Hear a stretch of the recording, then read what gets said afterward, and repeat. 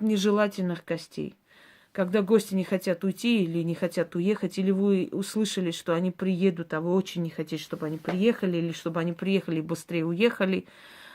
Одним словом, от нежелательных гостей, даже от свекрови, от заловки, если вам надоели уже их походы. Говорите шепотом для себя, опять же, не при них. Можете отойти куда-нибудь и сказать «Мешинаури шен гареули». Еще раз. 6-7 раз произносите. Через некоторое время вы увидите, что они засобираются домой. Или им позвонят, что-то скажут, или скажут: вы знаете, что-то подозрительно у вас дома, свет горит, может, к вам воры залезли.